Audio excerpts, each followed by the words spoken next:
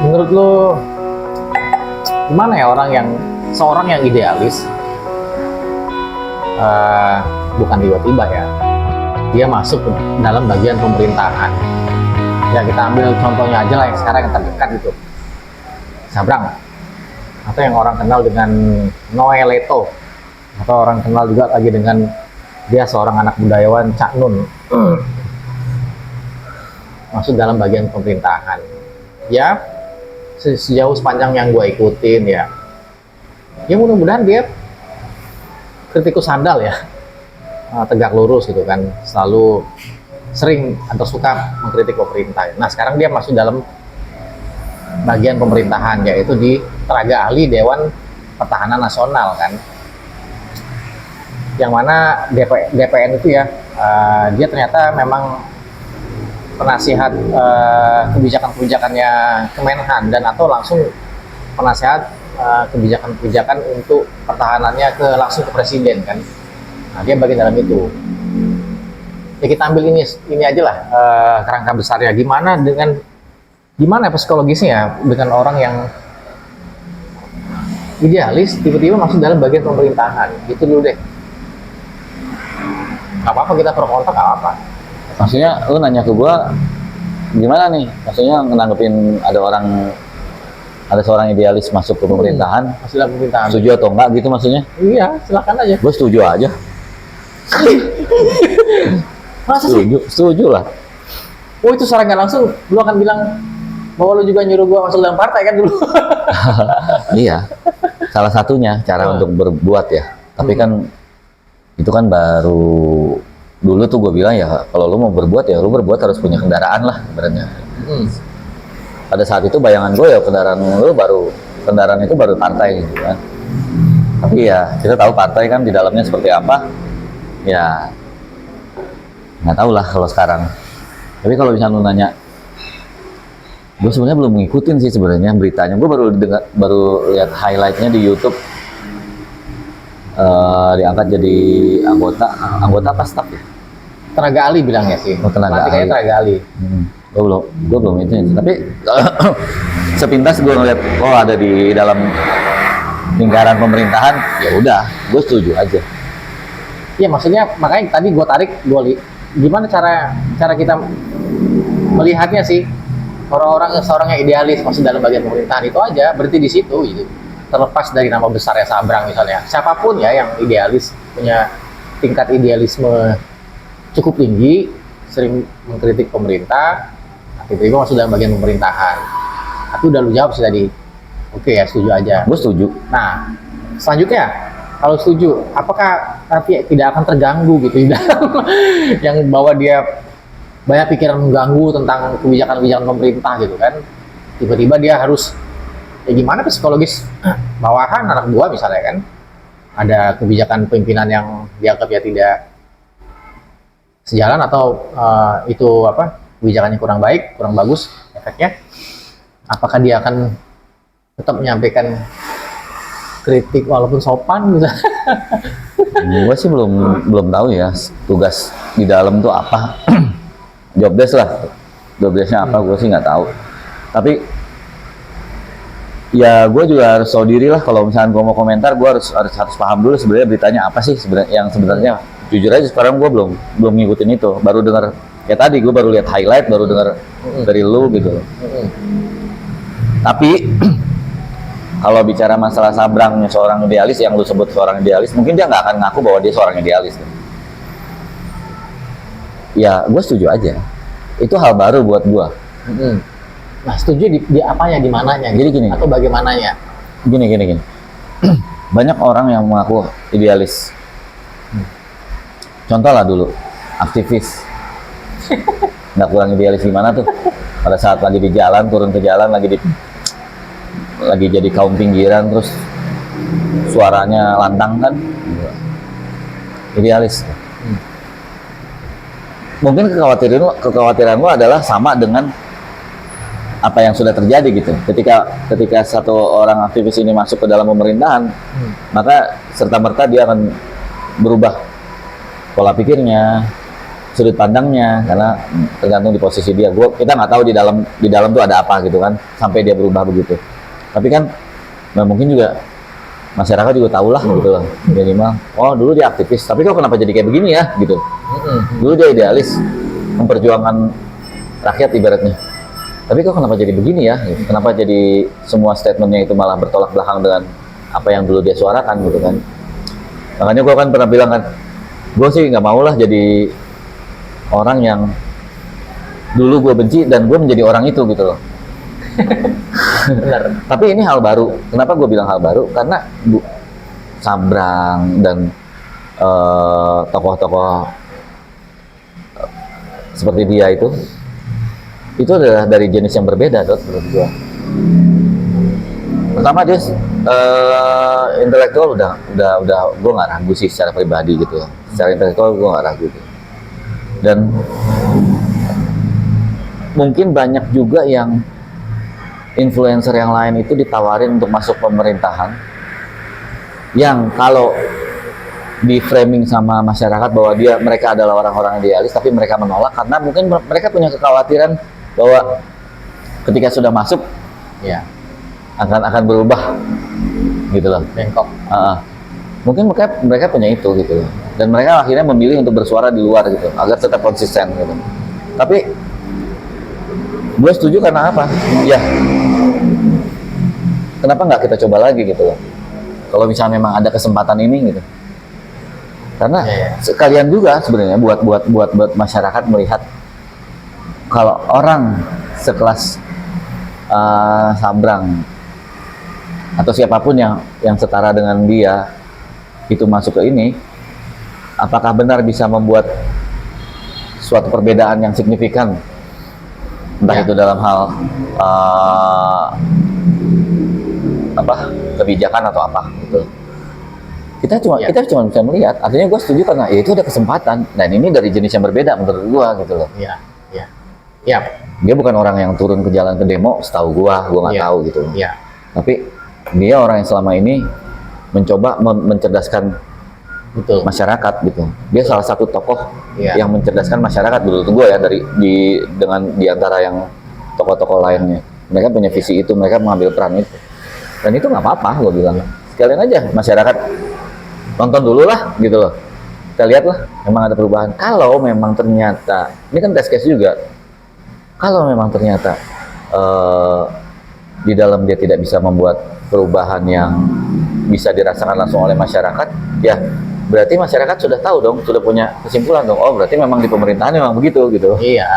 Mungkin di dalam memang begitu. Iya. Entah suaranya terbungkam, entah suaranya ini karena banyak etika dan sebagainya, akhirnya yang tadinya suaranya lantang akhirnya menjadi agak mendem gitu kan. Itu kok sah-sah aja sih kalau gue, sok aja. Ya. Gue juga penasaran soalnya. Betul. Iya, Sabrang yang sebagaimana kita atau gue tahu ya, atau sebagian besar tahu, dia punya banyak penggemar ya kan, punya banyak penggemar lah yang suka gitu kan, atau bisa dibilang follower juga ya. Iya, dengan mengetahui begitu, dia sebagian besar orang-orang itu kan tidak menyaksikan akhirnya kan, tahu lah siapa terjangnya gitu kan. Tapi kan lagi-lagi ini di dalam bagian pemerintahan yang walaupun tadi udah disinggung juga, dia bukan sebagai pengambil atau netak pemutus kebijakan ya, dia hanya bagian kecil aja.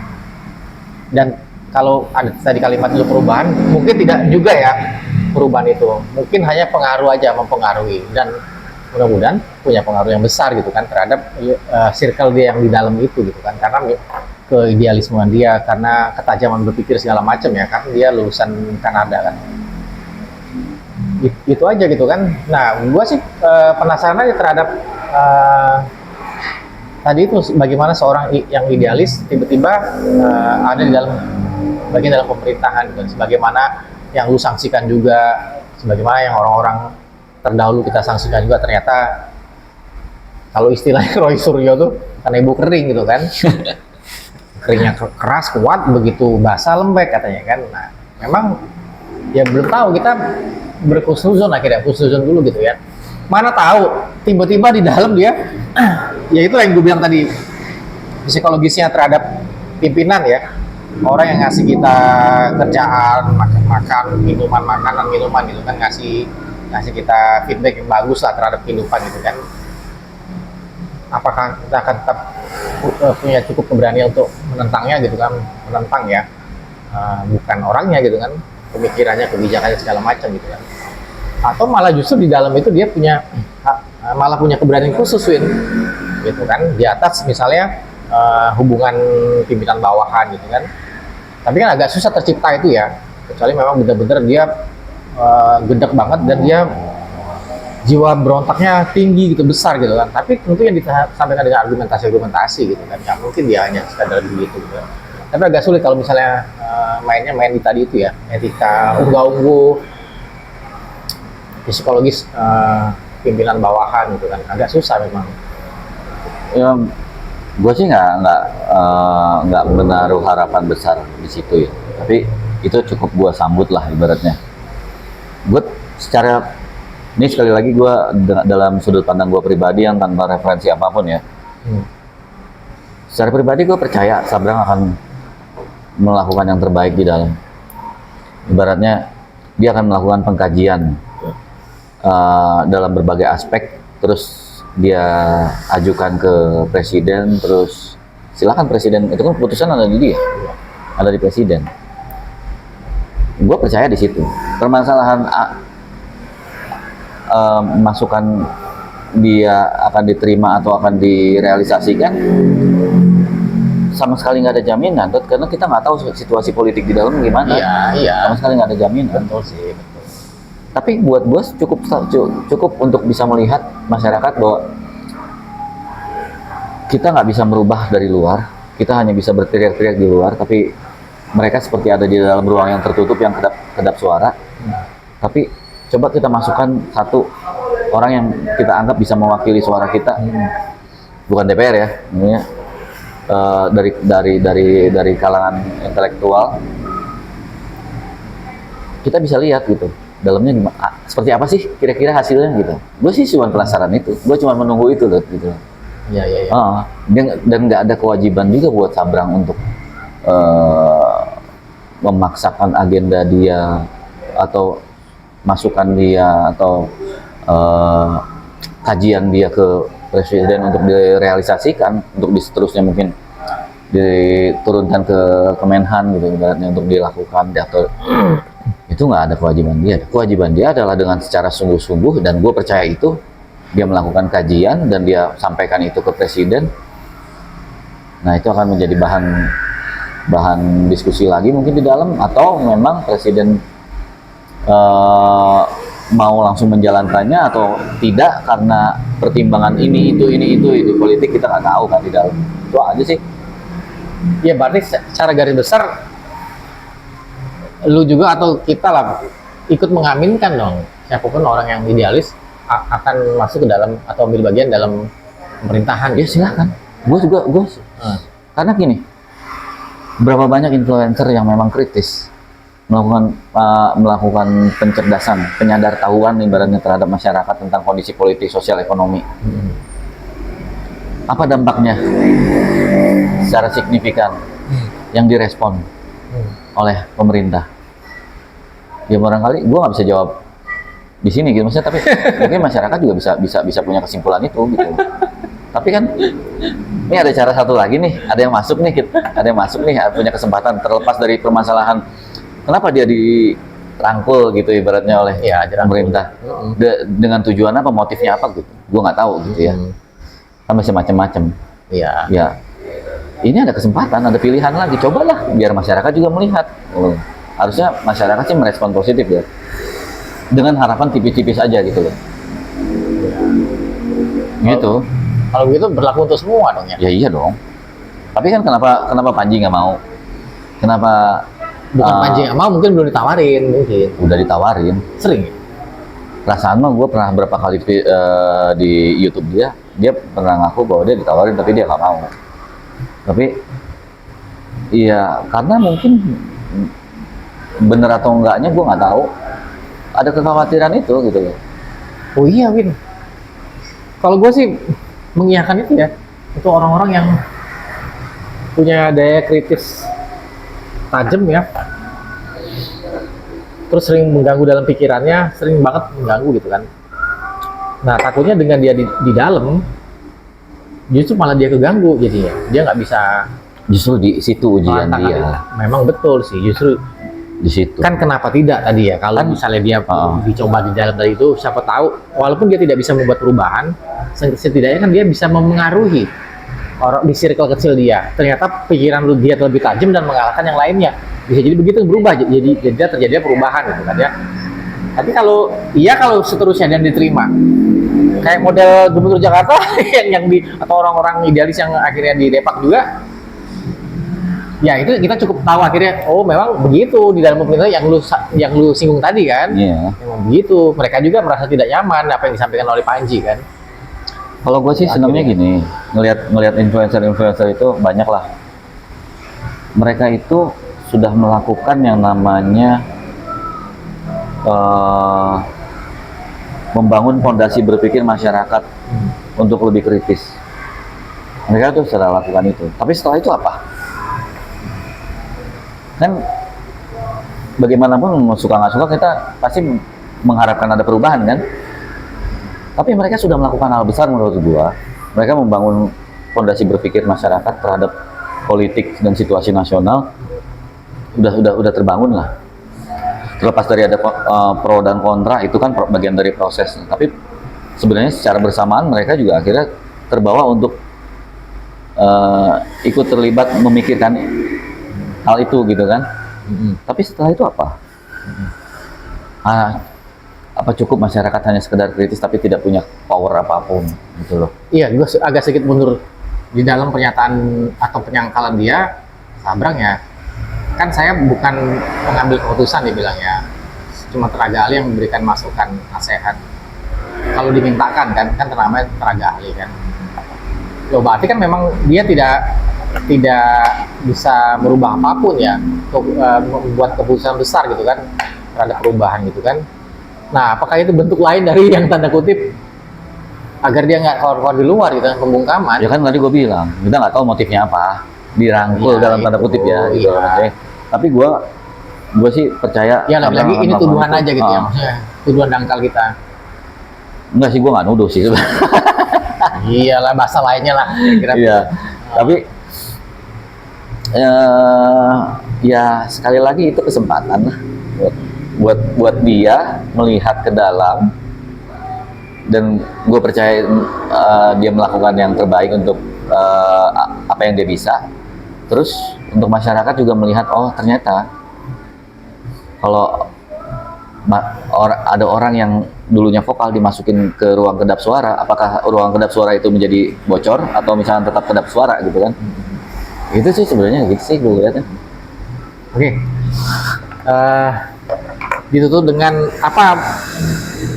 Kira-kira pesan-pesan aja deh, bukan nasihat, pesan-pesan aja buat siapa tahu memang generasi-generasi selanjutnya yang punya suara lantang kan, kayak siapa tuh yang Ferdinia gitu kan, Shirley segala macam. Apa pesan-pesannya kira-kira gitu? Gue kalau ada pesan secara itu gue nggak ada. Tapi kalau misalnya harapan sih gue ada. Gue berharap malah Sabrang itu di kanal YouTube dia akan membuka bagaimana situasi di dalam. Justru malah, dan apa yang sudah dia lakukan. Justru malah itu jadi ancaman ntar ya.